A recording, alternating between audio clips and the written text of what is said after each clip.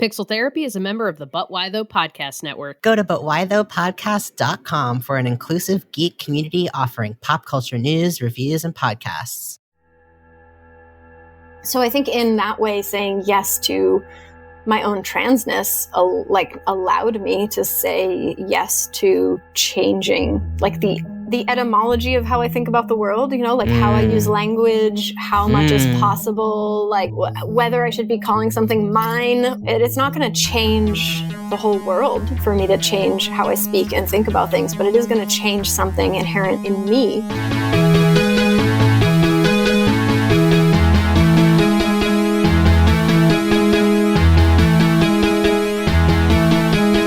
Welcome to Pixel Therapy, the video game podcast where we look at the games we play through the lens of the player, where what you play is just as important as how you play it, and where emotional intelligence is a critical stat. Every other week, we bring on a guest who may or may not consider themselves a gamer to discuss the games that have made them and changed them, and all the feelings they have about our favorite pastime. I'm your co-host, Jamie, pronouns she, her. And I'm your co-host, Spencer, pronouns they, them. And this is Pixel Therapy. It is time for our monthly Patreon shout out. This is our special thank you to the fine folks who subscribed at the name in the credits tier or above on patreon.com/pixeltherapypod for the month of July. And this month, we're giving an extra special thank you to Val and Genevieve. Woo! Woohoo! A huge thank you to you both for your support of our little show. We really appreciate it. We love you. We do love you. We do love you. It's not a parasocial relationship. We do actually love you. If you want to get your name in the credits, head over to Pixel Therapy Patreon, where you can check out our plethora of perks that start with access to a monthly bonus episode for just $2 a month. In the July episode, Spencer and I bared our souls and shared our deepest, darkest gaming confessions. It makes it sound so dark. Like we really we're depraved. We are depraved gamers.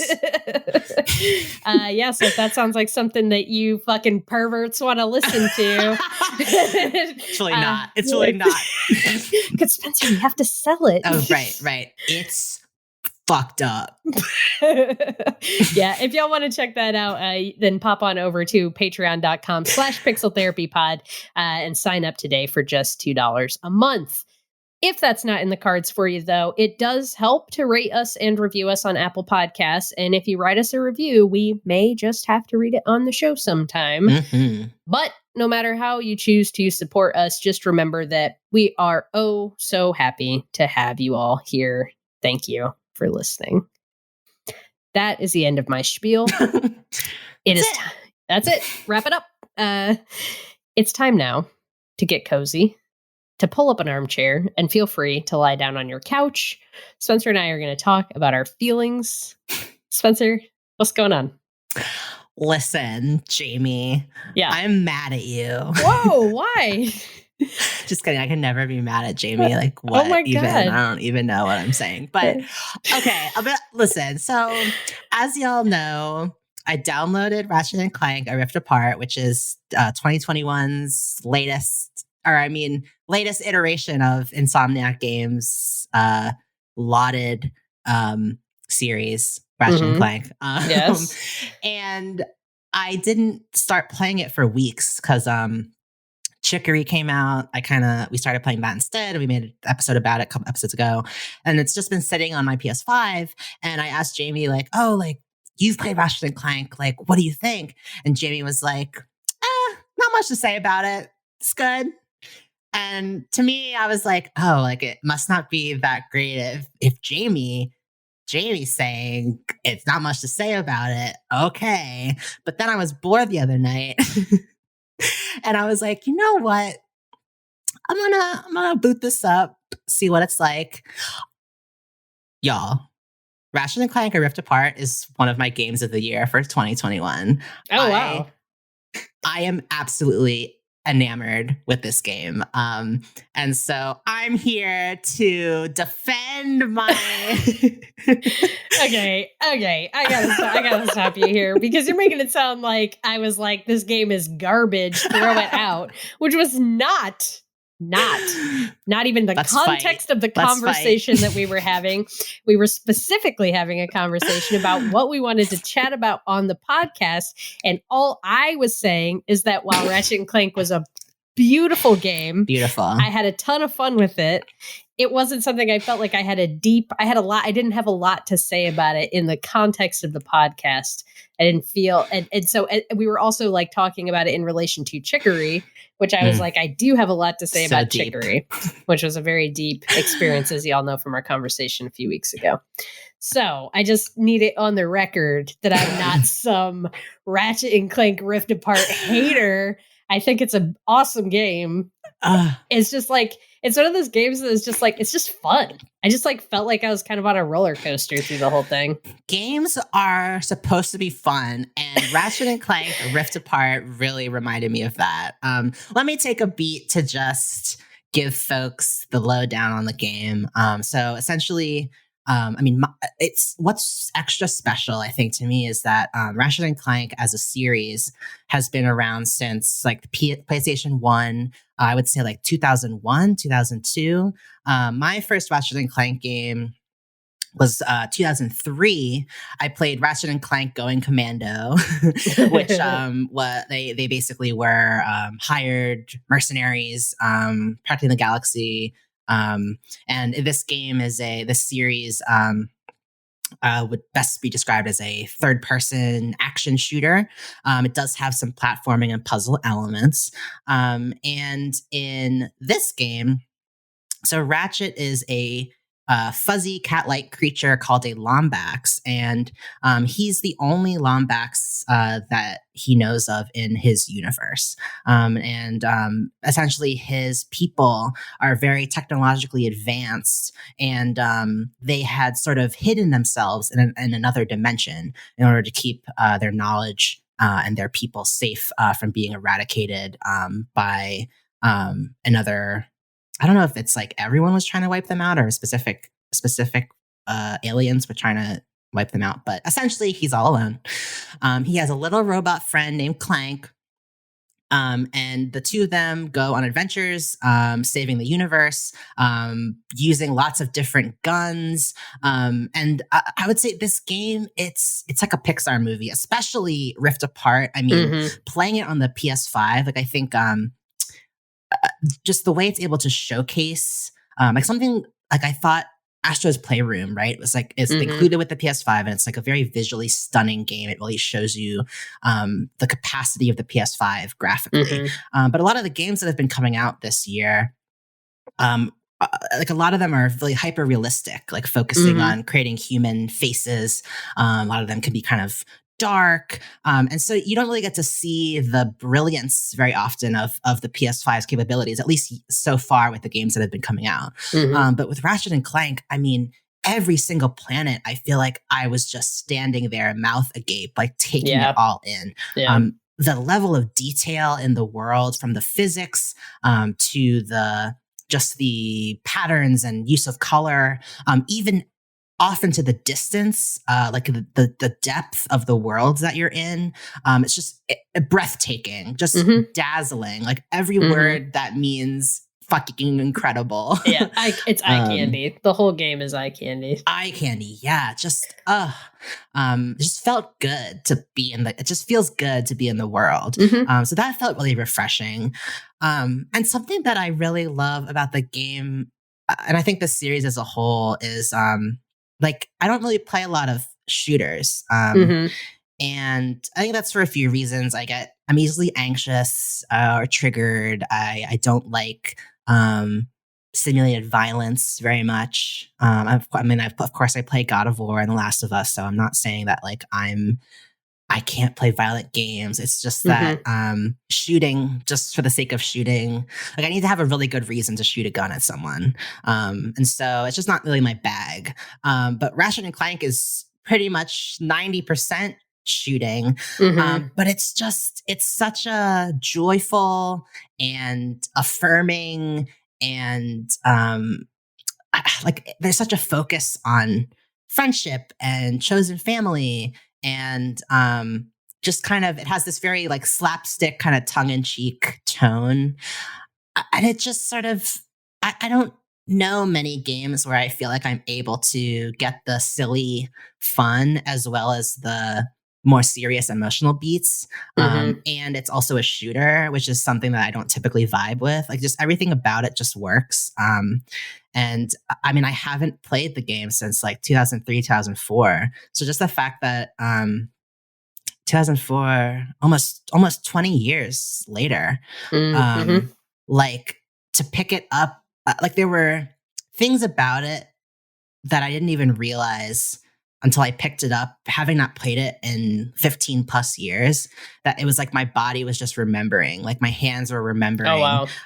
And like some of the parallel, like I think some of the critique this game has gotten is, so the developer is Insomniac Games, and they also made the Spyro series. They did 2018 Spider-Man, just like really awesome, iconic development studio. But the critiques have been like, oh, this Ratchet and Clank isn't that much different from like previous versions of Ratchet and Clank. Like they haven't really reinvented the formula in any way. Mm-hmm. And I'm just like, hey, if it ain't broke, don't fix it. Yeah. Like, especially a game that's been as long running as this one. I think there are probably lots of fans like me who maybe haven't picked up the game since we were kids, now have this awesome new console and are turning it on and are just completely like, it was such a rush of nostalgia and wonder. And I felt like a kid again playing the game. And Mm-hmm. that was just something that I wasn't expecting. Like I love these characters. Mm-hmm. I think with Ratchet specifically, so like I said, he's a Lombax member of this race. And at the beginning of the game, it's essentially like the two Ratchet and Clank are in this parade, sort of celebrating their feats of heroism. And Clank has made a gift for Ratchet. It's a tool called the Dimensionator, and essentially it allows you to open up rifts between universes, and with the intent of helping Ratchet find his family. And I think something really sweet about the game is that, like, it's like Ratchet and Clank are family to each other, and Mm-hmm. there's this kind of shock initially on Ratchet's side where he's like, and later you find out that it's like, of course he wants to find his family in the abstract sense, but his life, which is very full and rich, and surrounded by people that he loves and who love him, is one that for the large part has existed without, it's existed entirely without having his people in his life. And so like, he doesn't even know if he, like how he would feel meeting them, or if they would be what he expected, or if he would be what they expected, and all of the things that could go wrong and the fear there. And it's just like, it's a very sweet game, and yet it still explores these facets of, belonging and what it means to be family, and just the nuances of being friends with someone, having a best friend that's been part of your life for decades, Mm-hmm. like that relationship between him and Clank. And I think as an adult gamer picking this up 15 years later, I just seeing these characters also sort of not aging in the literal sense, but just sort of considering what they mean to each other. And I don't know. I just really enjoyed it. I don't know if you had anything you wanted to speak to. I know I just talked for a long time. No, that's great. I completely agree with everything that you're saying. I think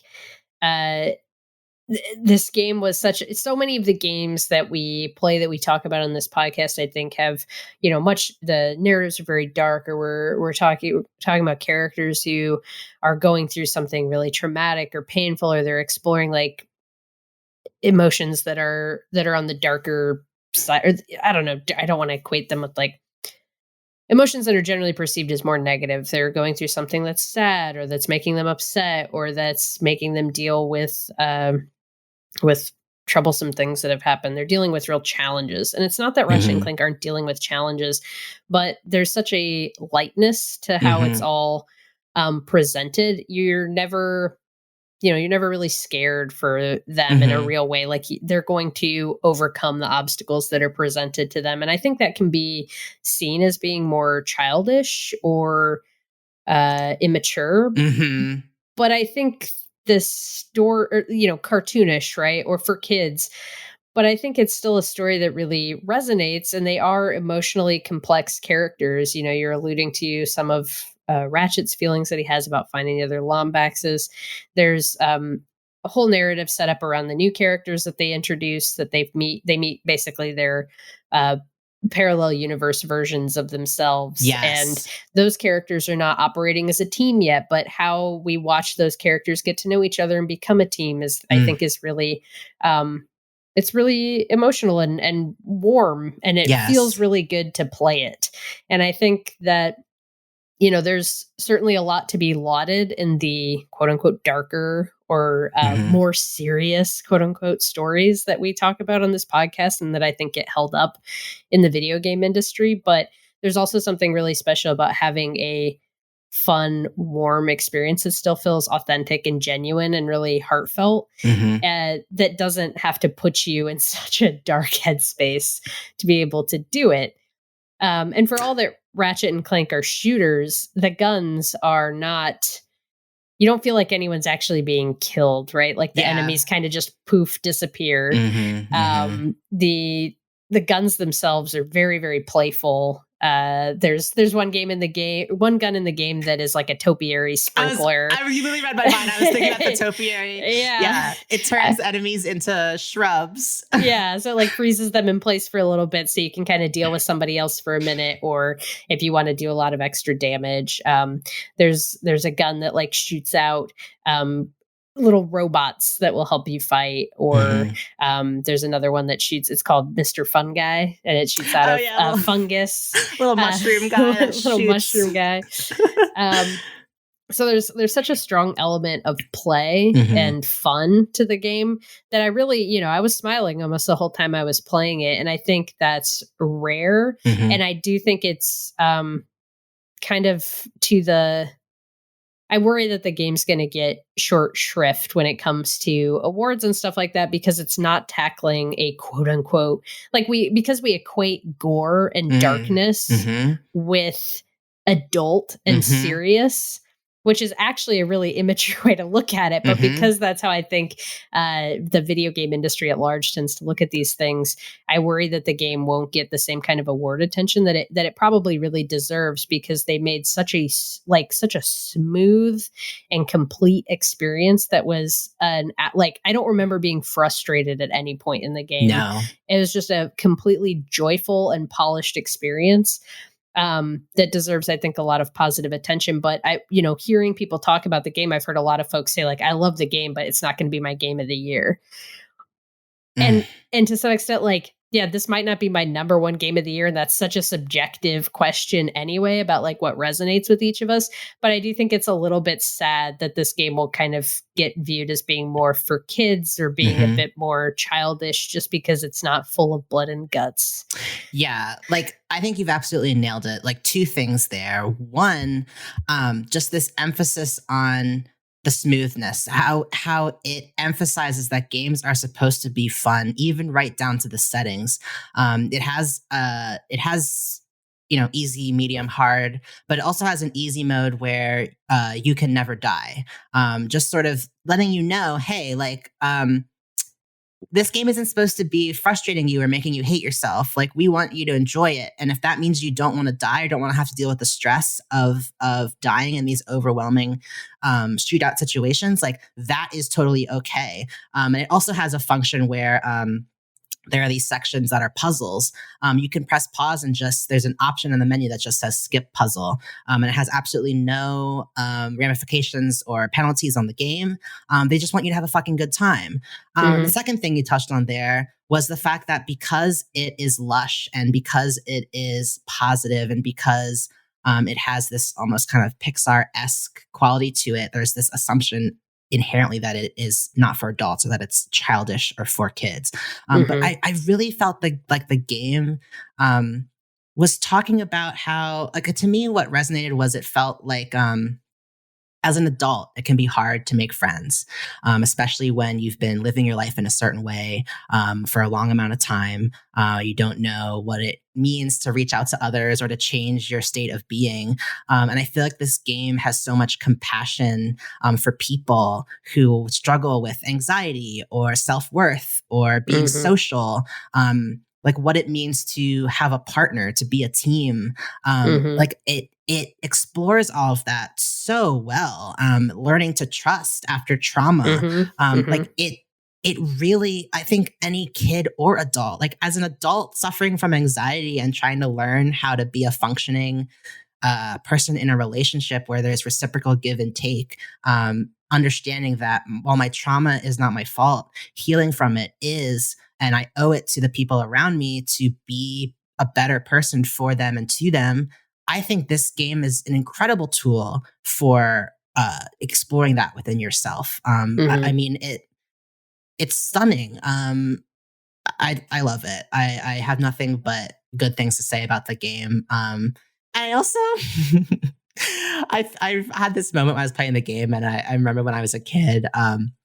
I feel like I definitely had a crush on Ratchet when I was a kid. Yeah, he's a cutie. Yeah, he's a cutie, and the thing about him is like he's really like technically proficient. Like he's incredibly smart. He's a mechanic, and he carries around a big wrench. He's also like the best sharpshooter in the universe. Like he knows his way around guns and he loves using them. But he's also just this easygoing, super positive, super friendly, like really genuine person. And I'm like, God, like, get me a man like that. Like, knows his way around a gun and can fucking use it, but at the same time will just be in your corner and never make you feel like you can't keep up with him or that you're not supposed to, like, you're not on the same level. Like, I just love that kind of Ratchet and Clank both are non-toxic masculinity examples. Oh my God. Yeah. 100%. And they're heroes too. Like they are the top dogs of their universe. Like nobody is a better hero than Ratchet and Clank. And yet they're both like, they're pretty in touch with their feelings. Yeah. Like, you know, obviously Clank's a robot and he's more analytical, but they're both very supportive. They're incredibly kind to the characters that they interact with and always like saying things to try to lift them up and like help them be better versions of themselves and like encouraging them. Yeah, that's so true. So true. And I love the kind of the games, how it touches on the depth of the relationship between Ratchet and Clank.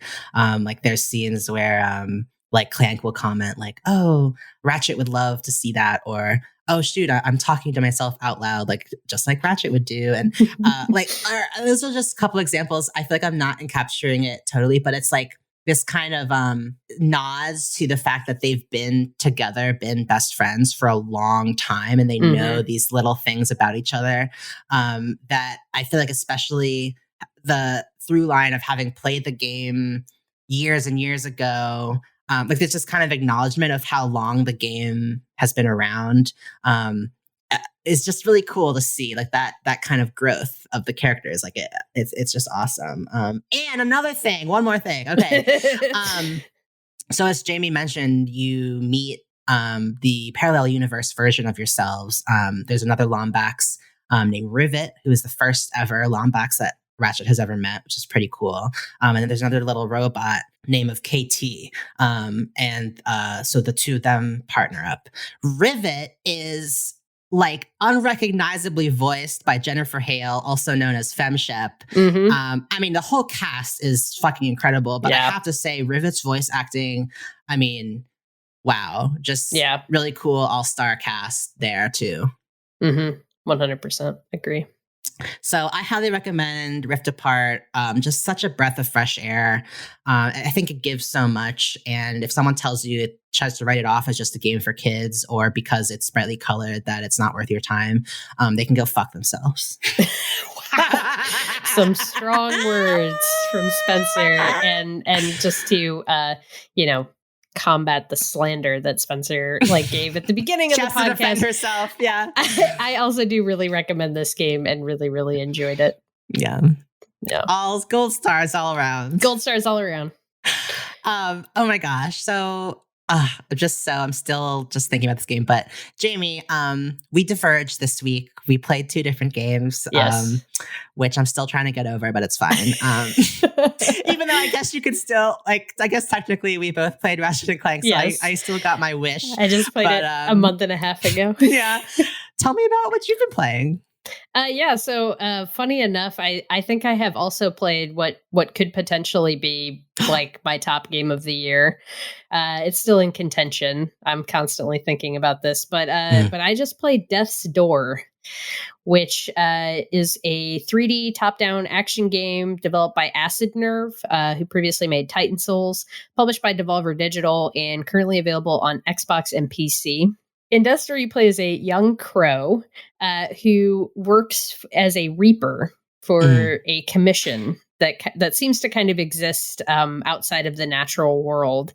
It's depicted as this kind of bureaucratic office where there's all of these crows who are sitting at desks and typing away on their computers. How? With their beaks or with their wings? With their wings. Their wings are like little fingers. All right, okay.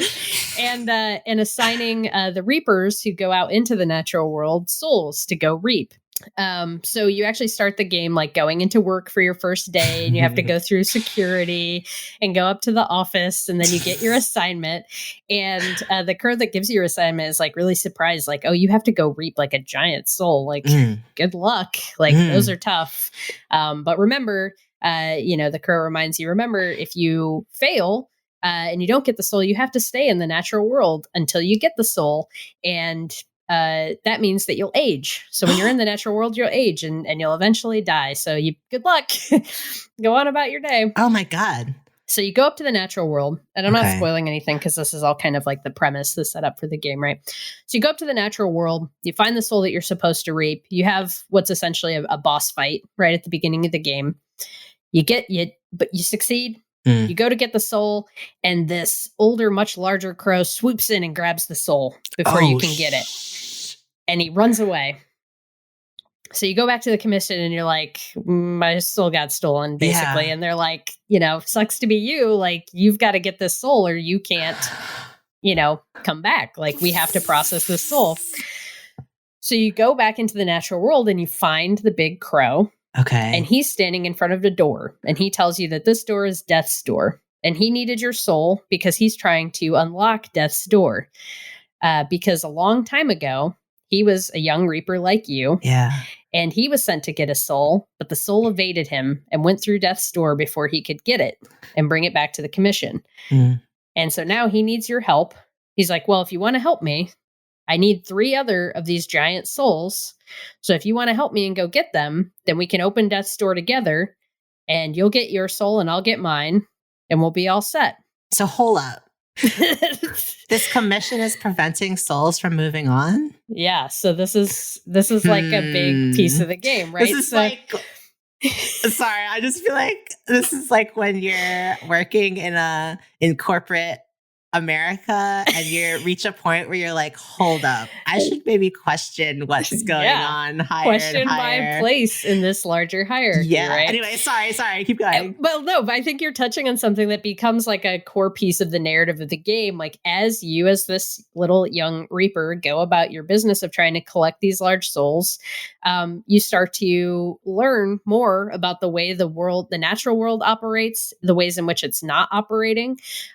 You quickly find out that these giant souls exist. Each of the giant souls is characterized by kind of these 3 main bosses in the game. The first one that you go to is this witch of urns, and she you quickly find out that she's been hoarding soul energy.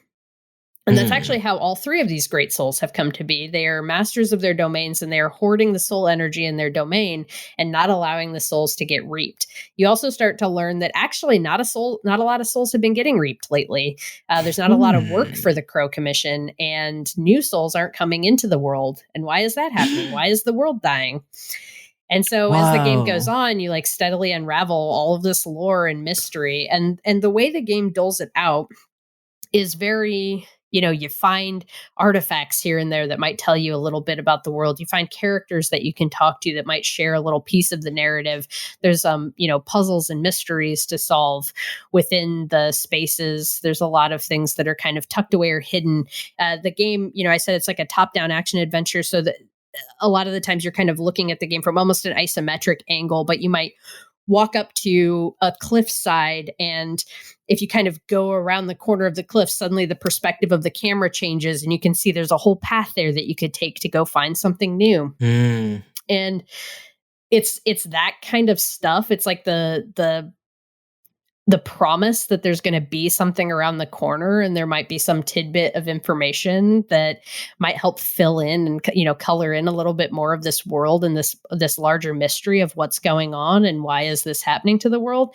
That really kept me engrossed even beyond rolling credits of the game. Wow. After you finish the game, there's actually more. There's like more mystery to unravel. When you defeat the final boss, you pick up a key that then unlocks another door, and suddenly you can change the world in a new way and find all of these new things. And it was that constant promise of like what might be next, what might be behind the next door, that kept me going through the game. I think it was like 12, maybe 15 hours that I put into it. Really enjoyed every bit of it. And I think one thing that I'm especially intrigued by with the game is that it's kind of like Dark Souls light. And for the first time, I could kind of like start to see like what people really like about Dark Souls, but also this game is not Dark Souls. In what way is it Dark Souls light? It's Dark Souls light because a lot of the story is told through this world building, through finding bosses, through finding characters to interact with, through finding little mysteries and stuff. That's all very Dark Souls. The lore is like very hidden in the world, and you have to find it and kind of put it together for yourself. But there's also the fact that the combat is quite challenging in the game. You start out with a health bar that's got 4 little notches on it. That means you can get hit 4 times, and then you're going to die. Health is not super common in the game. There's these pots that you can find. You can find seeds throughout the map and then plant a seed in a pot, and that grows a health flower that'll refill your health. But those are pretty sparse and scattered throughout the maps. Going through, as you move through the map, you find more doors. That's kind of the whole thing. The crows travel through these doors. And so you initially come into the natural world through a door that goes from the commission to the natural world. But as you find more doors, you can take those doors back to the commission. And it's at the commission branch that you go in and you can like level up your stats and, buy upgrades and stuff like that. And the doors also work as like a fast travel system. So nice. There's like a whole map to the commission area, but it's much smaller than the natural world. So the door leads back to one part of the commission. You could walk over to another part and go through a different door and come out in another part of the natural world map. Is kind of how that works. Sick. But when you go through the doors and travel back and forth from the commission, that refills your health as well. But those are the only ways that you can get health. The plants are kind of traveling back to the commission. When you travel back to the commission, it resets all of the enemies as well. So that's a very Dark Souls element, right? To like you rest or whatever and you get your health back, but the trade-off is that the enemies are all coming back too. The reason I say it's Dark Souls light is that unlike Dark Souls, I'd say the checkpointing in Death's Door is way more generous. So a lot of times that you always respawn from the closest door that you're near. And usually those doors are placed in areas that it's not too difficult to get back to it. They also have some really, really smart level and like map design, where as you're progressing through the map, you might be getting far from the location of a door, but you'll be able to unlock a quick path back to the door. Eventually, like you'll hit these like kind of benchmarks where you reach a spot where like you pull a chain and it opens a gate that was closed before. And now if you die, there's a straight path from the door back to where you are right now, sick. Rather than having to go on the winding route and all the enemies that you had to get through to get here. So it does really smart things like that I really appreciated. So that even when I was having a challenging time or dying a lot, it usually felt like I could get back to the challenging point pretty quickly. And that's the thing that always frustrates me a lot about. It's why I have trouble playing roguelites. It's what's maybe like avoid the Dark Souls games is the idea that like, okay, I'm having a challenge with this specific element of a fight or this specific boss.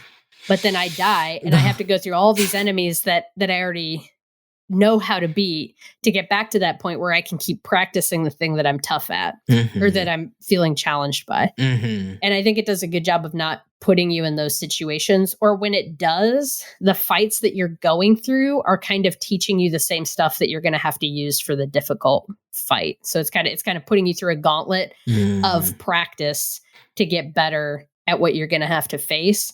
And to me, that was just like, I very rarely got frustrated with the game. Like, it was very challenging, but I always felt like I could get it because I felt like I was going to get enough practice to get to the point where I could be good at it. And then as you get better and you start having fights where an enemy that, they introduce enemies periodically that are kind of like sub bosses. And then those will become a regular enemy that you're just facing in encounters with other enemies. But it does it also steadily that there were enemies that like the first 5 to 10 times I fought them, I would get hit at least 2 or 3 times, which is detrimental, right? Like now I'm only down to like 1 health, or like even I think at the max I only had 5 or 6 health notches. So it was never like you could get hit very much.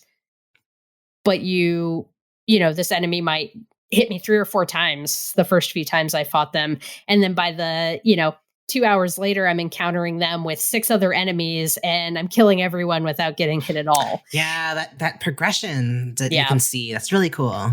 Yeah. So, the art style of the game is fantastic. The music in the game is fantastic. I'm going to be listening to the score for ages, the way it like ramps up in key moments.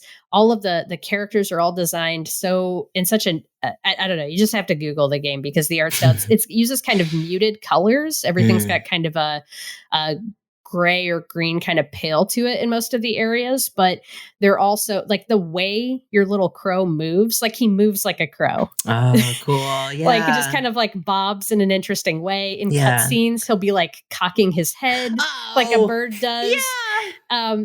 So it's got this kind of like cute element to it. And the game was ultimately made by 2 people. Wow. Which blows my mind. They had like some consulting and other help with, I think it was like a team of maybe at most 10 people at one time, but like there's 2 people's names who run through the credits first and they hold all of the main roles for making this game. And that's just such a feat. Speaking, especially the complexity of the level design and stuff that you've been speaking to. That's incredible. Yeah. The TLC that went into this game is just bananas. So yeah, I can't recommend Death's Door enough. I really, from everything from a story level to the combat, and it's rare that I get really invested in the combat aspect of a game, but the way this set up the challenges, it just, I don't know, it really like tickled the right spot of my brain. And I really, really appreciated the level of challenge that it provided, and the care that it took in presenting that challenge. I think that's rare. What do you think, like the way you describe this game, it sort of, a lot of it sort of makes me think of Hades, a lot of the way that the functions and the story and the sort of progression. But I know that Hades was a game that was very frustrating for you and ultimately made you walk away or made you feel like you needed a break, and you haven't come back to it yet, even though you have aspirations of platinum it because you love Supergiant games so much. Yes. I listen, see? Yeah. I'm just wondering, like, what makes Death's Door different? What makes Death's Door different is kind of all of those little, the TLC that I'm talking about with the way they let you get back to the challenging parts with more expedience. What the challenge that I kept having with Hades was feeling like I had to go through so much time and energy with enemies that I felt like I had mostly mastered to get back to something that I was finding challenging, and not dying so quickly at the point that it got challenging that I didn't feel like I could really try to master the aspects of the game that I was finding challenging. And I wasn't finding good ways to try to master those things, because a lot of it came down to the big boss fights in Hades, or where I was feeling especially challenged.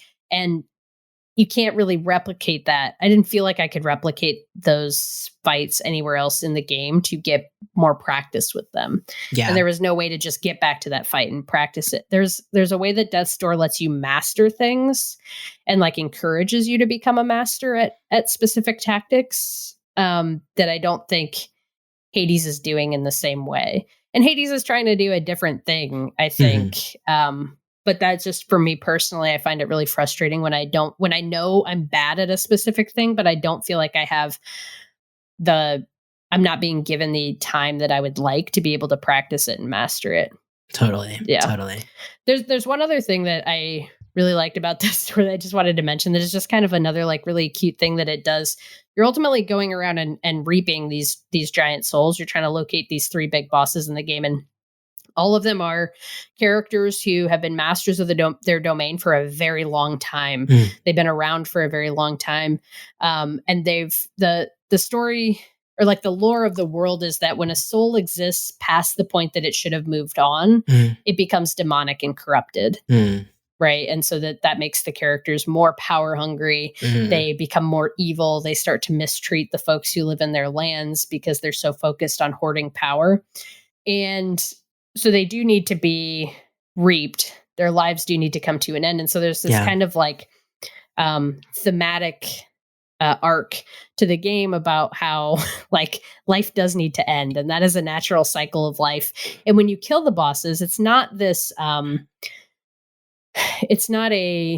you're not reveling in that moment. After the boss is killed, there's a gravedigger who comes and like shows up, and there's a little cutscene with him, and he says a few words about the character and how they were before they became corrupted and what was important to them, like eulogizes them. And their body is laid out in the arena where you just killed them, like presented in this really peaceful way, and they're at rest now, and their soul has gotten to move on. And I thought that was such an interesting thing to do. I think a lot of games that are really combat focused, like you're supposed to revel in the glory of like the lives that you're taking or the blood that you're spilling. There's no ceremony to their deaths. Right. And so I thought that was such a interesting and nice touch that this game was like saying like death is an important part of life. And actually like, you know, you can, when you become obsessed with your own power and the length of your own life, like how that corrupts someone. And when someone's life ends, like that's a moment for respect, regardless of how it happened or, you know, I guess they're even saying like, okay, these people did terrible things, but we're going to take a moment to recognize like who they were and what they brought to the world. I don't know. I just thought it was interesting and something that was really rare in the game space to be acknowledging death in that way, or ultimately acknowledging life. Yeah. And the fact that you ended a life. I don't know, just the way that you mentioned that, the way the body is arranged and eulogized. I mean, it feels like it could really drive home, you know, the weight of what you're doing. Like you're not always aware as you're playing through a game. You're just thinking about getting to the next checkpoint or reaching the next level, and combat just becomes another thing that you're doing. I just the intentionality around that and the opportunity it presents to kind of just meditate on that a bit is really cool, really fascinating. Yeah. So that's Death's Door. Really special game. I'm pissed I'm being gatekept by being a non-PC, non-Xbox haver. Yeah, I mean, I think this game is an argument to get an Xbox, and I think that Xbox is going to keep making that argument this year. I mean, I'm just looking at so many games that are coming to Game Pass, that are coming to Xbox. This is not a Game Pass game. I didn't have to just buy this game, but it was, you know, worth the $20 for sure. I had no problem paying that. And yeah, I don't know. It's really interesting the moves that Xbox is making right now, especially in the indie game space. And yeah, I haven't really turned my PlayStation on for games in like 3 weeks. Wow. Which is rare. Yeah. Very rare. Shit. All right. Yeah. All righty. Time to move into our interview for this week. Today, our guest is Roell, an apiarist and workplace consultant who manages They Keep Bees, which is a Massachusetts-based apiary raising resilient and adaptive bees. Applies their learnings as a beekeeper to their consulting work to help organizations reimagine their business structures, taking cues from ecology to cultivate work cultures of cooperative power. It is fascinating stuff, and our conversation with Ange was wide-ranging, covering everything from beekeeper TikTok trends, colony communication structures, the inequities and absurdities that exist in beekeeping and beyond, and the wealth of knowledge that orgs and individuals can learn from our fuzzy honey-making friends. And I suppose a video game probably slips into the conversation once or twice, too. This is Pixel Therapy, after all. So without further ado, here's our interview with Ange Roell.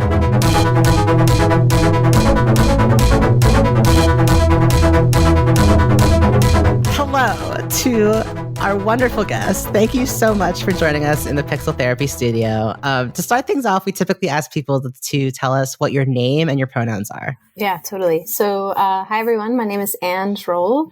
I use they and them pronouns, and I run a little business called They Keep Bees in Montague, Massachusetts, and in central South Florida. And tell us about They Keep Bees. What's it all about? How did it start?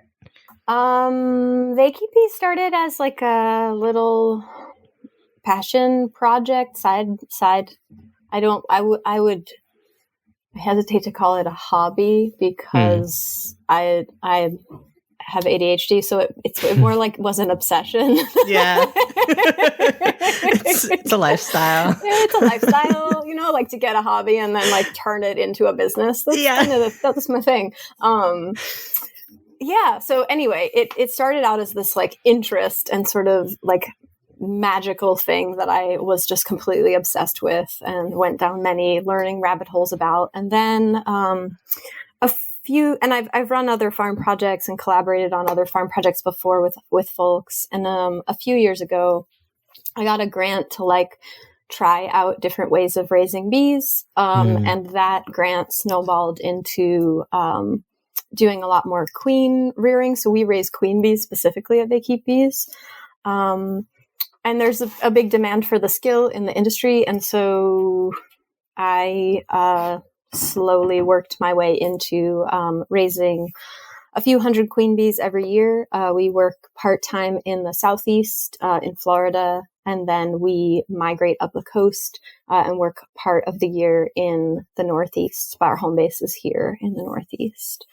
And we raise queen bees in both climates that are bred from adaptive bees in each place. And we teach people about bees, and we do all of the other rural beekeeper stuff like beeswax and honey and all the fun stuff, all those fun sticky things that are part of it. But yeah, our primary focus is really raising queens, working on the diversity and resilience of the genetic stock in the Northeast in particular, and teaching other people how to do that so we can actually like create a bit more equanimity in who has the skills to propagate sustainable apiaries or beekeeping businesses. And when you say who gets the skills, like, do you feel like typically like, beekeeping as a skill has been hard to access for lots of people, or gatekept in certain ways? Yeah, definitely. I would say gatekept.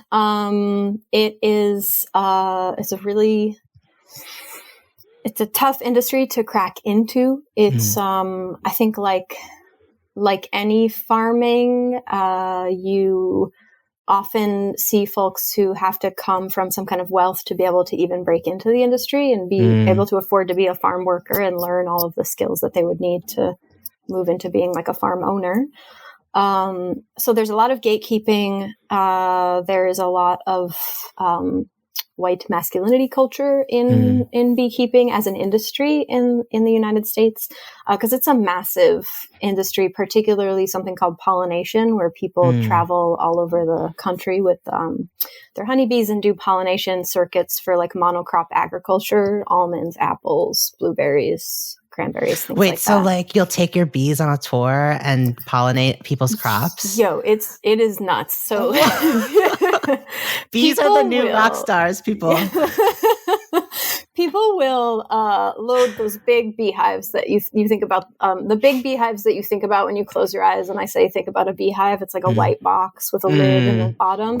That's called a Langstroth hive. And those things are about 120 to 150 pounds when they're like full of bees and food, right? So like they will load hundreds or thousands of those onto semi-trucks and drive them from like all over the country out to California in February to pollinate almonds, which the almond industry is like nested on top of parts of Southern California that have been in drought for ages. Y'all don't buy almond milk. It's a complicated thing. Yeah, it's complicated. If you have to drink almond milk, I get it. I don't judge you. Exactly. I have very much taken this stance in the industry where I'm like, beekeepers love their bees and farmers have this commitment to earth, but like a lot of people are making really stark compromises right now to like stay in these lanes that really need to change. So totally. I don't fault anyone, almond milk drinkers or beekeepers. I do think it is absolutely mind-blowing to think about the fact that we pollinate most of the food we eat in this country by like shipping bees all over the country instead of like propagating healthy bioregional like biodiversity into all of those locations, so it's more of a problem of the system that we live within than it is like the fault of the people who are sort of, I don't know, hogtied to the system at this point. Absolutely. Like it's the system set up to make the individuals feel at fault for things that are entirely out of our control. And yeah, exactly. And there's little things that we can do, but yes, everything Anne's just said. Also, I just want to mention that it would be a really cool video game to be like a beekeeper having to travel to pollinate plants and like learning about why bees are important. I love that. It would also be like bring back of the Tetris game because you have to figure out how to like load all the bees. Yeah. Okay. We'll workshop this. We're going to come back to this. So before I want to talk more about the parallels between beekeeping and games like Tetris. Before we get to that, I'm sure you get this question all the time, but why are bees so important to the planet? Why is it so important that we need to, everyone's heard the quote, save the bees, but like why? Cool. Yeah. So first of all, I think it's important to make a distinction between honeybees and like indigenous, endemic, or native bees. So I think all pollinators are important, and that includes bats and butterflies, and different types of native bees because they pollinate the plants around us, not just our food source plants, but they allow basically, I call them nature's fluffers, right? They like allow sexual activity to happen between two stationary creatures, and they facilitate that. And so they're necessary to the bioregions where they are because they are supporting that pollination in a number of different plants. For us, they're important because they pollinate a lot of foods or a lot of plants that are our food sources, which means that we get a higher quality of fruit or vegetable. And we also have like higher yields of fruits and vegetables. So, and particularly things like fruits, things that grow on trees, veggies like annuals, a little bit less with honeybees, but bees are important bumblebees are important for pollinating tomatoes, for example. So there's lots of different connections to different pollinators being crucial for different foods that we eat or plants that grow in our bioregion. And as someone who works with bees a lot, I think a lot of people have some hesitation. They hear bees and they immediate response is fear. Maybe that's just me, but I'm working on it because bees are friend. But what are bees like? Do they have personalities? What do you observe? What do you love when you observe bees? So cute, though. Okay, so I think when you think about honeybees, I do think that there are individual bees that have different types of personalities, but when we think about honeybees, they're a superorganism. So you actually see the personality expression more in the hive and the behavior inside of the hive as a whole. And then also with queens, we have an array of different, what we call personalities in our queens. Some of them are they're really mean and sassy, and when you go to catch them, they'll buzz and they'll like bite your hands with their mandible and stuff like that. And then we have other ones that like hide on, like you're looking for them, and it must be just something with the sunlight hitting them that they'll just like freeze up and like move all slow and try to hide from you. Like, I'm not here. Yeah, like I'm not the disappearing queens. Yeah, and then there's other queens who like move really fast. Like they start like running throughout the whole hive, which gets the whole hive running. So then you get these like wild spirals of bees just like moving around, which is crazy magic looking thing. It looks like they're like casting a spell. Wow, like, with their bodies. And they dance, right? Yeah, Bees dance. yeah. Like, and the hives, so the individual worker bees dance, the foragers in particular. So these are bees who are like a little bit older, and they go out. They only fly when they reach a certain age. I think it's 12 days, but I can't remember. So they only fly when they reach just a certain age, and then they fly around looking for food or water or whatever their like assigned resource that they need to bring back is. And when they find what they're looking for, they go back to the hive, and you watch them on the frame. Like basically they'll run all over all the like sister worker bees to get their attention. Because when they like vibrate to communicate. So when one bee sits on top of the other and like goes like this, it's like, hey. So that one bee will like run all over the frame doing that until like all the bees are facing in the same direction, and then proceed to do this like elaborate, like ass shaking directional dance, which essentially is like, okay, so to find the food, you're going to like go over here, and then you're going to like come over here, and then you're going to go this way and that way, and then it'll be like at the bottom of the hill. Oh my God. And then all of the, like the bees will start imitating her to like make sure they understand what the... They're like, do I have it? Is this it? And then they'll go off to that food source. And then this other thing that I love about them is when they like transition from one food source to another, or when they get a new queen, or like anytime they're like excited about something, when you're opening the hive, like a change has happened. They have this sort of like sassy, like giddy, like yeah, like sort of attitude where they're all just like sort of shimmying, and it's just that like when you're like a kid and you're like excited about something and you're like anticipating something happening, it's like that kind of energy that you can just like see them all like, yeah, it's awesome. Yeah. It's a nice attitude to have. Yeah, a good attitude to change. And they're so fuzzy. They have like fuzzy little collars that they wear, and then they have these like fuzzy little heads with 3 dots on the top. I don't know. They're just so dang stinking cute. And when they sleep, they just stand like perfectly still, and you want to just pet them. Do you ever pet them? I definitely do pet them. Definitely. I know it's like there's a lot of beekeepers like trending on TikTok right now, and it's like a big thing for like people to go in like barehanded, like gripping bees by the handful and lifting them out. Is that kind of like, what do you think about that kind of stuff? Is it for show? Is it, if you have a relationship with bees, is that okay? Yeah. So I've been sort of loosely paying attention to the upheaval on the internet. This is there's a young woman, I think her handles are like Texas Bee Works or something like that, right? Yeah. Yeah, she's a bee removal specialist. So she goes out and does what we call cutouts in the industry, or taking hives out of places where they have like made a home and need to be relocated, whether it's like in the side of someone's house, or like in a water meter, or in literally anything in Florida. And this is like particularly a big industry in Florida and Texas, where the bee season is sort of never ending. There's just a lot more swarms and reproduction and a lot more bees. Yeah,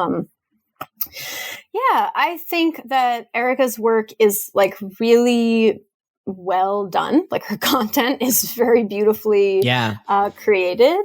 I think that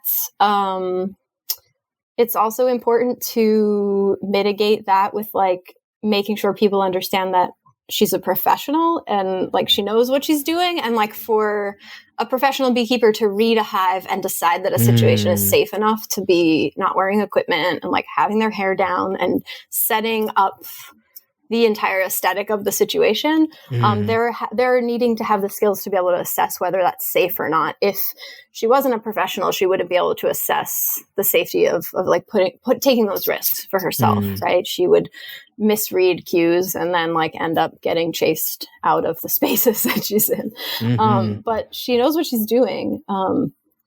And I think in that respect, and in being like an incredibly prolific content creator, I have a lot of respect for her work.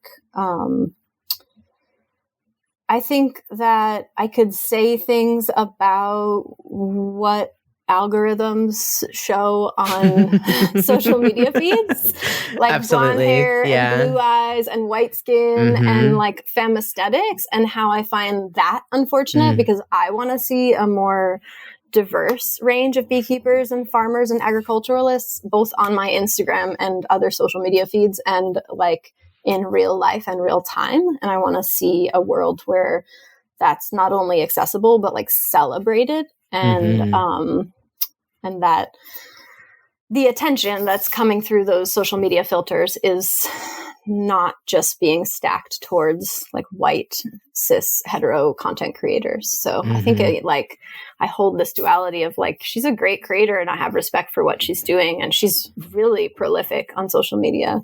And like, I really wish that that kind of access through the social media filters was told more stories.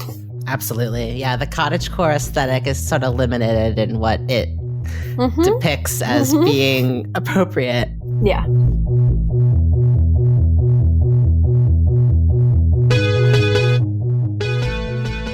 You have this, Ange has this really cool TEDx talk that folks should check out about how bees can help us embrace change, which you've spoken to a little bit. And I'm just wondering if you could speak to, outside of, we talked a little bit about what we can do as individuals and outside of, planting pollinator-friendly plants and avoiding pesticides and learning, about indigenous connections to the earth and, for white folks and non-indigenous folks, like thinking about our place in sort of, how we're impacting communities and land that we're taking up and stuff like that. Like, what can we do as individuals to help heal our relationship to the earth? Or what do you think we need to do as a people? Maybe not about individuals, but what do you think needs to happen to start that healing?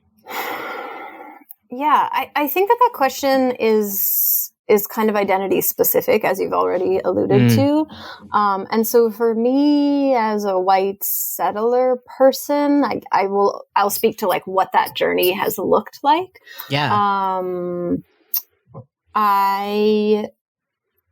There's a lot of intentionality to where I live right now, like regionally specific. This is the first place that anyone in my family lived when they came to the U.S. They were like migrants and of people who were experiencing a genocide.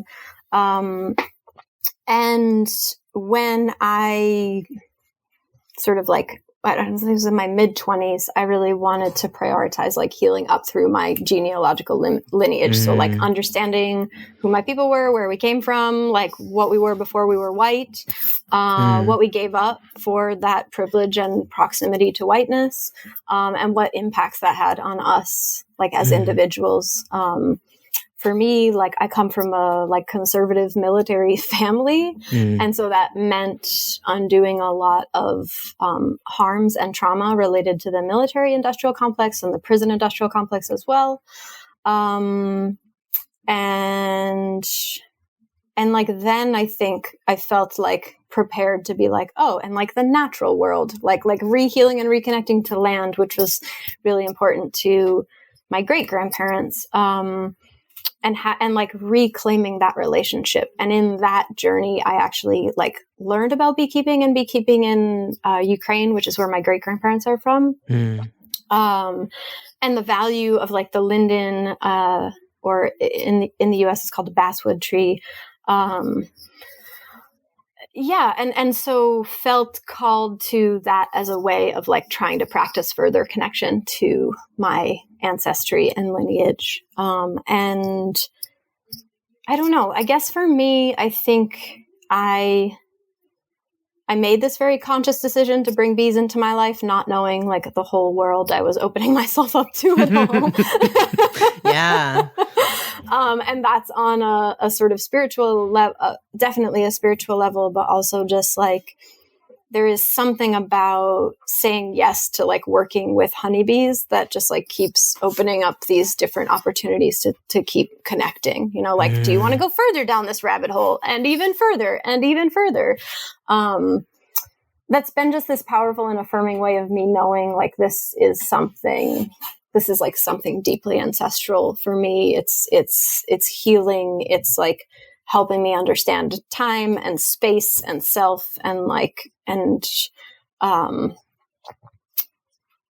place. And it's also pushing me to be more migratory, which is actually the type of beekeeping that happened in Slavic countries, is you would actually migrate the whole region to catch different nectar flows on different mountain ranges. Yeah, I think I just babbled on for a really long time, and I'm not sure that I've coherently answered that question. But no, yeah, I think, yeah, I guess something that you touched on in your TED Talk that I thought was really interesting was just around changing the way that I feel like as humans, we collectively, like not like you and I, like see nature as something to be dominated or something to be right. It's not controlled. Yeah. Right. Mm-hmm.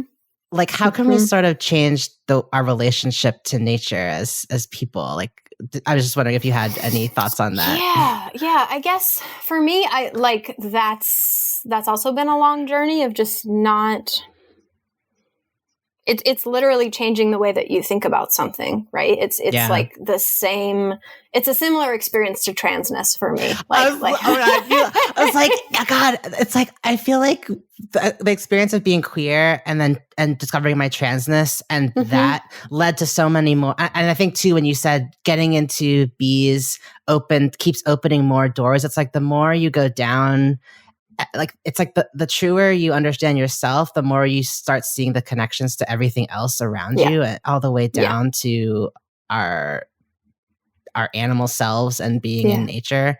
Anyway, keep you go. You read my mind. I agree with that. All of that. I think that the understanding myself as someone and something that contained multitudes, right? And wasn't just the things that society or my family or the people around me told me I should or should not be.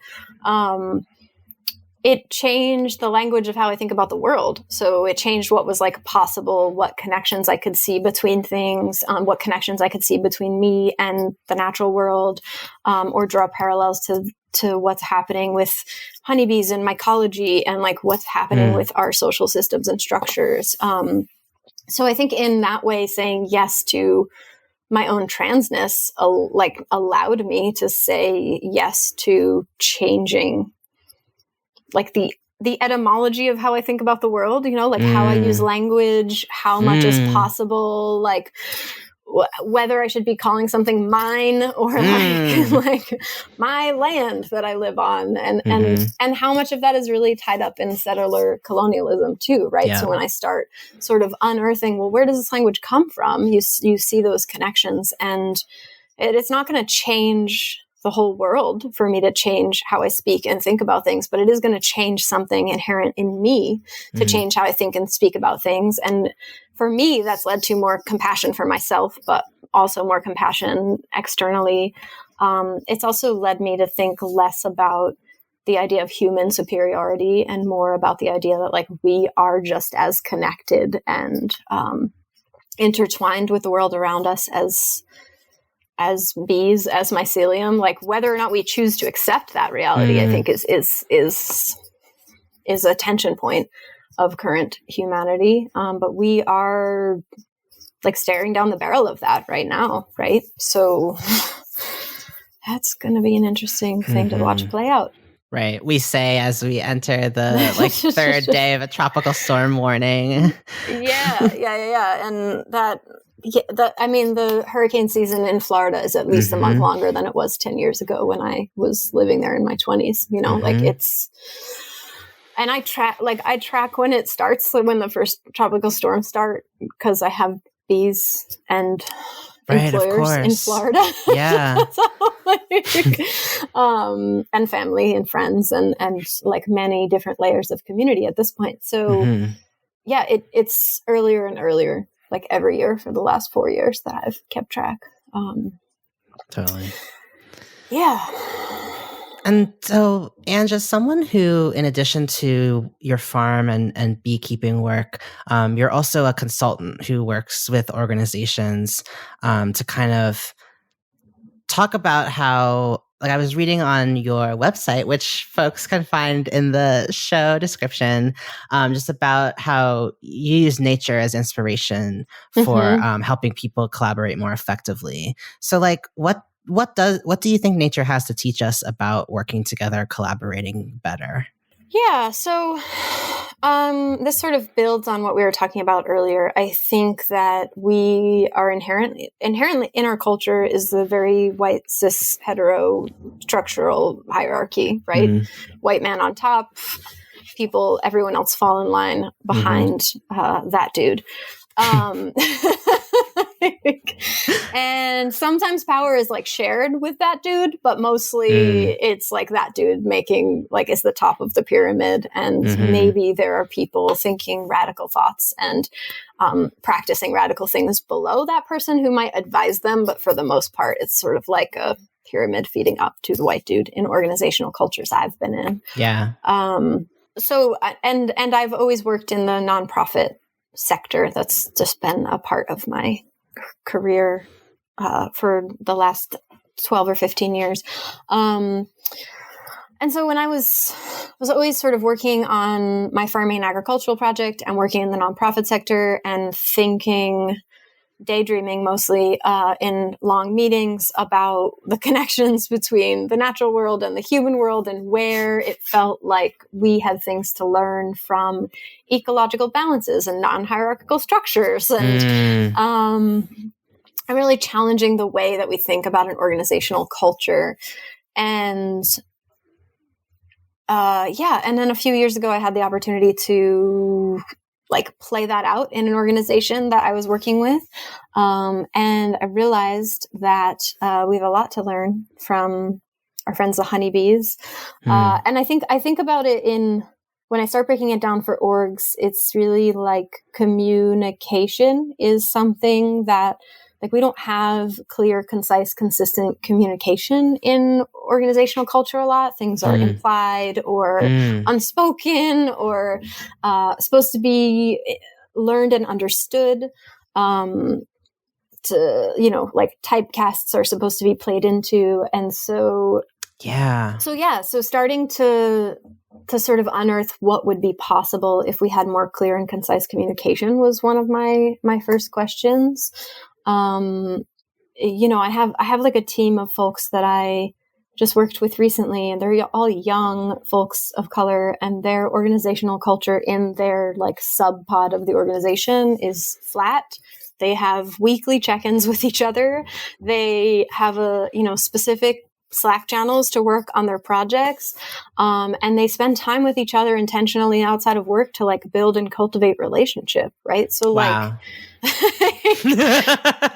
What would it look like if organizations were more like that? If we were actually taking leadership from folks who were fostering flat organizational cultures and prioritizing leadership as something that happens across a team, but also realizing that we are more, that we are not insects and we can't all just be productive and active all the time. So how do we or sort good of dancers? Yeah, or good dancers, or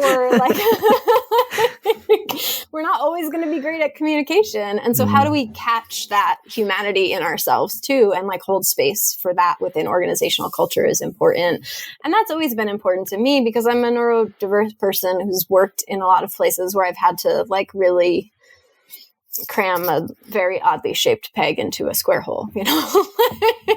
Yes. So how do we create more space for the diversity of human experience while also creating more flat organizational cultures that allow that diversity to thrive, rather than force it into a shape that doesn't quite work?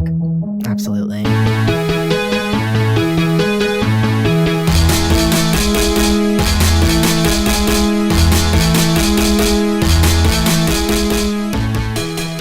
So, and what's your, if any, personal history with video games? All right, I was thinking about this afternoon. Okay, so I am, how old am I? I am 37 years old. So I know what it was like to use floppy disks. And Wow, I know. And like early gaming consoles, but I also grew up in like a working poor household. So the only real access that I had to gaming consoles was like my cousin who had like Mortal Kombat. It's something that we played a lot. And then as I got a little bit older and my like parents got a little bit older, I think we had a couple of hand-me-down or secondhand Nintendo sort of iterations. Yeah. Yeah.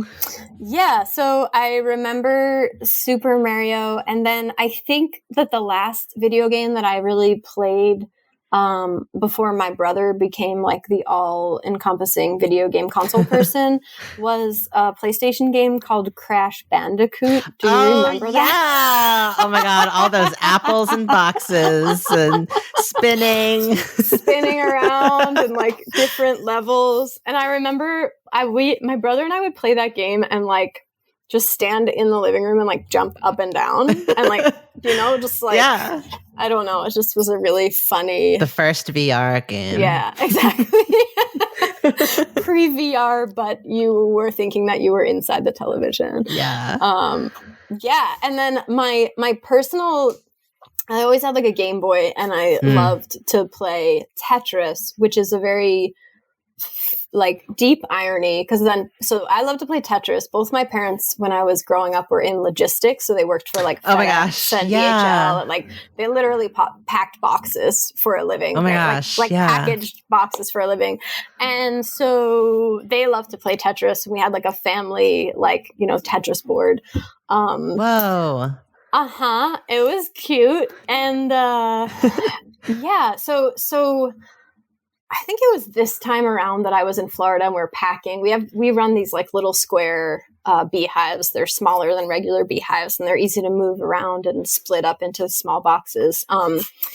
And so we have these little square beehives and I'm packing them in the van and like packing them in the van. And I'm like, holy shit, like I'm just a product of like Tetris and my parents being Tetris like in logistics. Trained you for this. I am so good at packing things in a van or car that like, you know, I'll come to a site with a team and people will be like, I don't know. It's just, I'm like, it'll fit. And people are like, what? I'm like, I don't know. I can't do the math, but I can tell you in my spatial awareness brain that all of this stuff is gonna fit in there. Yo, honestly, that is a real skill. Like I am the person who would show up being like, help, there's too many boxes, we don't know what to do, and I would be the person blown away by you saying it will fit, because there's nothing more stressful and overwhelming to me than a pile of things that need to go into another thing. Oh, that's like my whole life. It's just a pile of things that need to go into another thing. Oh my God. Why do you think it feels so good to organize? Like, what is it about organization and that kind of like logistical thinking that appeals to you? Oh, I feel like it just feels like a challenge to overcome. Cause like I'm a person who easily gets emotionally flooded and easily gets overwhelmed by like too many projects or tasks. Mood. But it feels like it's like, okay, here's a challenge, and I can see all of it in front of me, and like I can figure out a few different solutions to the problem, and then just like apply them and end up with this like really satisfying end result, either of it fitting in or all coming out in a safe and effective manner. I don't know. It's like controlled like there's so much chaos in beekeeping and in any agricultural pursuit. And then you get to like sort of organize it all in this one moment and have it all fit in the space, right? It's like a small win. Absolutely. Absolutely. Just a small win in a space where like, I am at the whim of weather and like honeybee disease and like climate change all the time.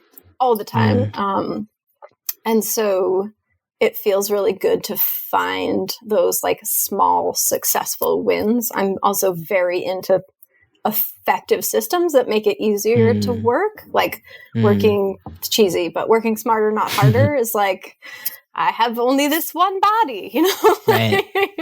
And I want to do this thing for as long as this body will let me do this thing. So it feels important to like find the hacks in it or the cheat codes that will make it a little bit easier than it is.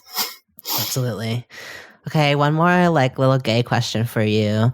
What has beekeeping taught you about yourself? Ooh, it has taught me, I think I knew this already, but it has reinforced how absolutely stubborn I am.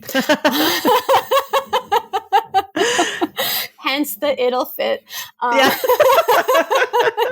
You weren't picking up what I was putting down. That is, I am incredibly stubborn.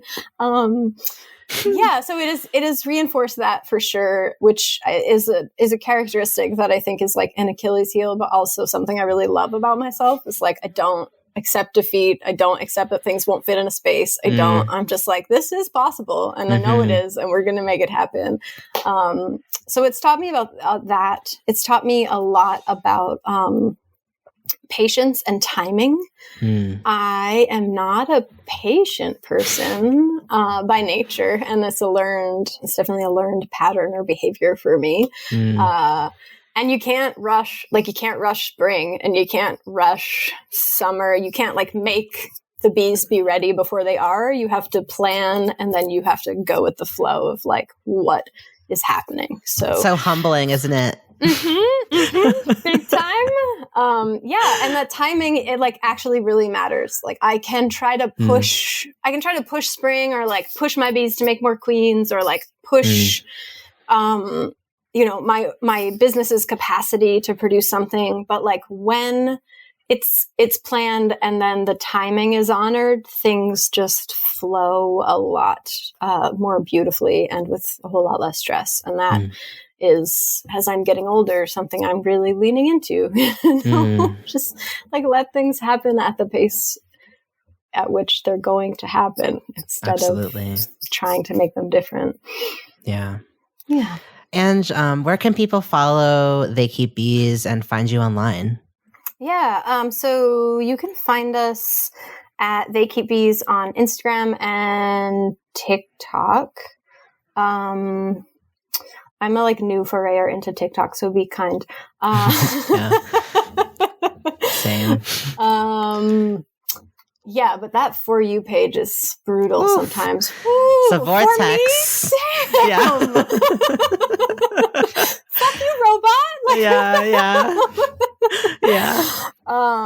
Yeah. And then we have a website, theykeepbees.com, which is where you can sign up for our newsletter. I send out like every couple weeks during the season, I send out updates about what we're doing, what's going on, what the bees are doing, and different events and opportunities for community gathering that we have here.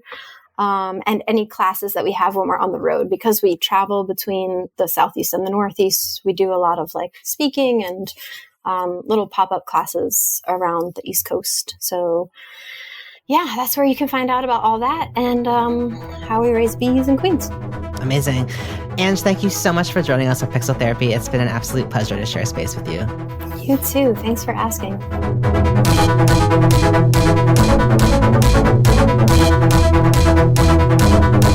Time is up for today's session of Pixel Therapy. Thank you for tuning in, and we hope that listening to our thoughts and feelings gave you some thoughts and feelings of your own.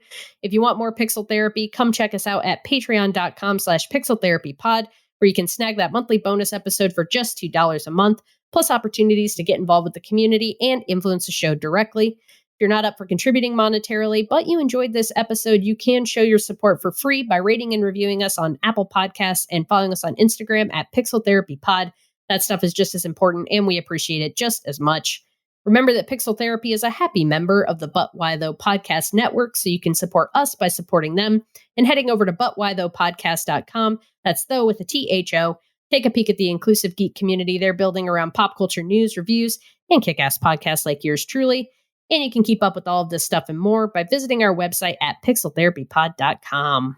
Finally, since we like to put our money and our energy where our mouth is, we end every episode with a recommended side quest. Thanks so much to Ange for this week's side quest recommendation. I'm so excited to talk to you about the SUSU Community Farm. It is an Afro-Indigenous stewarded farm and land-based healing center in Southern Vermont that elevates Vermont's land and foodways. In their words, the SUSU Community Farm says, "We do this by co-creating a life-affirming and culturally relevant platform for Black, Indigenous, people of color, youth, under-resourced folks, and allies to thrive and experience safety and connection while beginning to develop the tools and agency to heal from the trauma of colonization. Through collective community, we aspire to co-create an equitable and just culture for the global majority to thrive in Vermont that centers access to safe and affirming food, community, and job opportunities." To find out more about this really amazing community farm and a community project, check out susocommunityfarm.org. That's SUSU communityfarm.org. Thank you for that side quest, Spencer. That is our show for today. So go forth, run a story mission, level up some stats, and don't forget to hug an NPC every now and then. We'll be back soon with some more Pixel Therapy. Bye-bye.